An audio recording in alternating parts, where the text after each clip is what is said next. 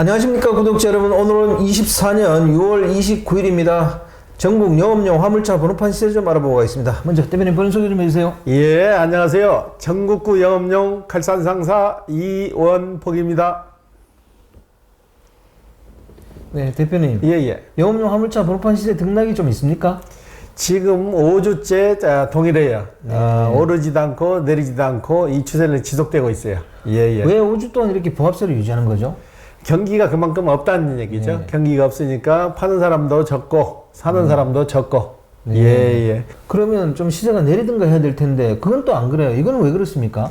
이걸 팔아가지고 다른 거 할 수 있는 게 마땅한 게 없잖아요. 그렇기 때문에 현상 유지를 하고 팔러 오시는 분들은 꾸준히 늘어요. 네. 요즘 경기가 최악이다 보니까 팔려고 오신 분들도 많지만은 살려고 오는 분도 거기에 비슷하게 맞아 떨어지는 거예요. 네. 그렇기 때문에 큰 등락폭이 없는 거예요. 네. 예. 거래는 주로 개인 소형 위주로 이루어지고 있고요. 그렇죠. 개인 소형이 거의 7, 80%를 차지하고 네. 중대형으로 갈수록 거의 거래가 없어요. 네. 예. 개인 소형을 사러 오시는 분들은 주로 어떤 분들이에요? 손쉽게 이럴 수 있는 거 이제 나이 드신 분이나 정년퇴직하신 분이나 새로 시작하시는 분들도 많이 오시죠. 네. 다양하시죠. 뭐 연령층이나 하시던 일들이 접고 오시는 분들이. 네. 그리고 소상공인들이 조그마한 가게 하시던 분들이 장사들이 너무 안 되니까 접고 오시는 사례가 좀 많아요. 네. 예.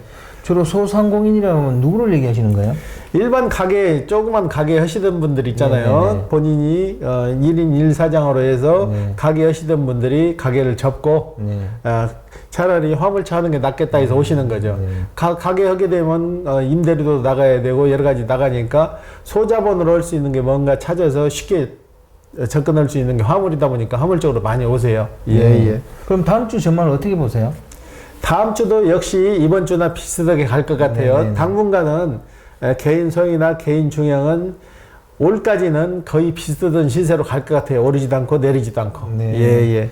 그럼 구체적으로 영업용 화물차 번호판 시세 좀 알려주십시오. 예. 개인 소형부터 말씀드릴게요. 개인 소형은 1.5톤 이하를 개인 소형이라 그러는데 전주와 동일하게 2,980만 원에 거래되고 있고요. 개인 중형은 1.5톤 초과 16톤 이하를 개인 중형이라 그러는데 전주와 동일하게 2,700에서 2,750선에 거래되고 있습니다. 개인 대형은 3,500만 원, 개인 25톤은 3,700만 원, 일반 25톤은 3,800만 원, 출애라는 6,500만 원, 일반 5톤은 3,300만 원, 일반 11톤은 3,600만 원, 덤프 5톤은 3,700만 원에 거래되고 있습니다. 네, 대표님. 출애라는 그 앞에 트랙터도 없는데 왜 저렇게 비싼 거예요? 출애라는 앞번호가 있고 뒷번호가 있는 거예요. 다 틀려요. 네네. 출애라는 지금 티오 나와 있는 티오가 총량제라 엄청나게 많은 게 아니고 가지고 있는 대수에서 움직이다 보니까 그렇게 좀 비싸게 형성되는 거예요. 네. 그러니까 임대번호를 많이 쓰는 거죠. 출애라 쪽은. 예. 저런 거는 국토교통부에서 조금 더 내줘도 되는 거 아니에요? 그것만 내주면 다른 번호는 또 다 똑같은 형성이 되는 거죠. 많이 내주면 그것도 포화 상태가 되면 서로가 또 채산성이 안 맞기 때문에 일정 대수를 조절을 하는 거죠. 네. 예. 그럼 대표님, 이제 화물차 시작하시는 분들이 이런 불안기에 좀 진입을 하고 싶은데 그럼 어떻게 진입을 하는 게 좋다고 생각하세요? 일단은 무슨 차를 사냐부터 이제 선택의 기로에 쓰잖아요. 네네. 큰 차를 할 건지 작은 차를 할 건지. 네네. 일단은 새로 시작하시는 분들은 작은 차로 시작하는 게 좀 나을 것 같아요. 네네. 큰 차는 일단 차량 가격 자체가 비싸잖아요. 네네.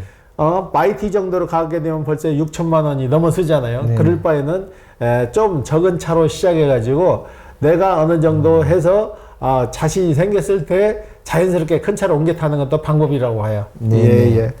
이번 주 거래량하고 저번 주 거래량 좀 비교 좀 해주십시오. 요즘 개인 소형이나 개인 중형이나 거래량이 좀 한산해졌어요. 네네네. 저번 주에는 2대, 3대꼴 네. 거의 거래가 없다고 보시면 돼요. 개인 소형은 그래도 두세 세 꼴이 움직이는데 네.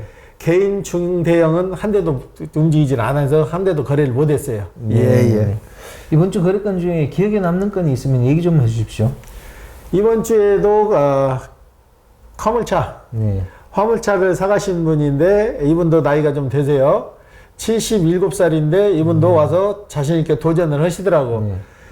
자기가 경비를 하다 관뒀는데 그래도 뭔가를 해야 될 것 같아서 화물차라도 한번 해봐서 왔는데 그분도 지금 며칠째 됐는데 잘하세요. 네. 그분도 아침에 출근해서 그분은 일찍 나오시더라고. 해가지고 들어갈 때까지 해서 오늘은 얼마 벌었다고 저희한테 날마다 전화가 오셔. 네네. 이사장 오늘은 얼마 벌어서 이제 들어가요. 그러면서 항시 조심하시고 먼 거리 가지 말고 수도권에서 움직이세요. 제가 그렇게 말씀을 드렸어요. 네. 예.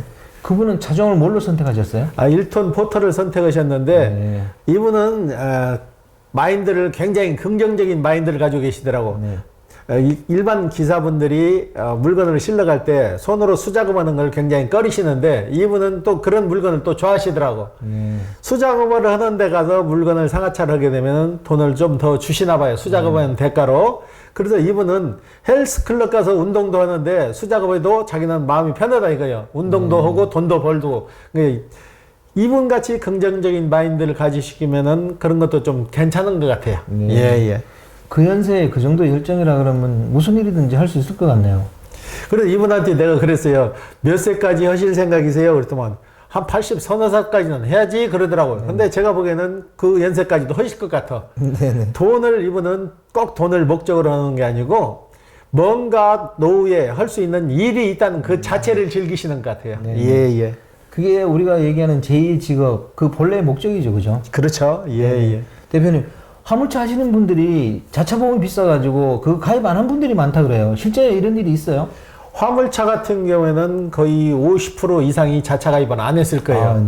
새 차 때는 자차 가입을 하시는 게 좋은데 일단은 그 금액, 자차 금액이 부담스러우니까 가입을 안 하시는데 새 차 때는 될 수 있으면 가입을 하시는 게 좋아요. 중고차 같은 경우에는 나중에 수리비나 이런 거 감가상각 따지고 하면은 구태여 가입을 안 해도 되지만은 새 차 때 한 3년 정도는 가입해 주시는 것도 괜찮을 것 같아요. 예. 아니, 자차 보험이 얼마나 비싸길래 그렇게 가입을 안 하시는 거예요? 신차 가격에 0.33%를 적용하게 되면 포터가 지금 한 2,400 정도 하게 되면은 한 8, 90만 원 정도가 나오는 거죠. 그렇기 때문에 좀 부담스러운 거죠. 예. 그러면 큰 차 같으면 차량 가격도 많이 비싸기 때문에 보험료도 굉장히 많이 비싸겠네요. 그렇죠. 차량 가격에 따라서 따지기 때문에 그래서 너무나 부담스러우니까 가입을 못 하는 거예요. 예. 근데 그러다가 사고 나면 어떻게 돼요? 그러니까 조심할 수밖에 없는 거죠. 그렇다고 자차 보험이 몇백 되는데 벌이도 없는데 자차 보험까지 들면 부담스러우니까 조심 운전하는 방법밖에 없어요. 그리고 고가의 부품, 고가의 차량 같은 경우는 제조사에서 나올 때 부품이 너무 비싸잖아요. 그렇기 때문에 보험 들어는 거, 자차 보험 들어는 것도 괜찮은데 일단 부담스러우니까 제가 뭐라고 말은 못 하겠어요. 꼭 들으시라고 해도 듣는 게 맞는데 금액이 크니까. 예. 아니, 금액이 크더라도 사고 날 때를 대비해서 보험을 드는 거니까 드는 게 맞다고 생각하는데요. 그런데 벌이가 넉넉하면은 다 들죠. 요즘 같은 경우는 경기도 없는데 자차 보험 몇백만 원까지 1년에, 그래도 1년에 한 번씩 갱신을 하잖아요. 부담스러우니까 지금 자차 보험을 안 드시는 분들은 좀 조심해서 운전하는 수밖에 없는 거죠. 예. 실제로 보험을 안 들어가지고 낭패를 본 사례 같은 게 있나요? 그 3.5톤 차량을 하시는, 남동공단에서 3.5톤을 하시는 분인데 이분은 차를 뽑아가지고 한 달 만에 그 대형 사고 났어요. 본인이 과로로 졸음 운전을 해가지고 가드레일을 들어받아가지고 차도 전파됐는데 이분이 차도 다 활부로 뽑은 거예요. 활부로 뽑고 넉넉한 형편이 아니어가지고 이분은 자력이 없으니까 차는 폐차시키고 이제 차는 폐차시켰으니까 그 나머지 대금을 변상을 해야 되잖아요. 변상할 자력이 없어가지고 이분은 파산했어요. 예. 그런 사례도 있어요. 예. 그러니까 보험이라는 게 항상 그런 일이 생길 때를 대비하는 거니까 저는 좀 드는 게 맞다고 생각합니다. 아이, 돈벌이가 좋고 그러면 다 들죠. 그러는데 돈벌이도 안 되는데 자차 보험이 비싸다 보니까 못 드는 거지. 예. 그럼 조금 더 깊이 있게 들어가서 이 자차 보험은 화물 공제에 들어야 돼요? 아니면 일반 보험회사에 들어야 돼요?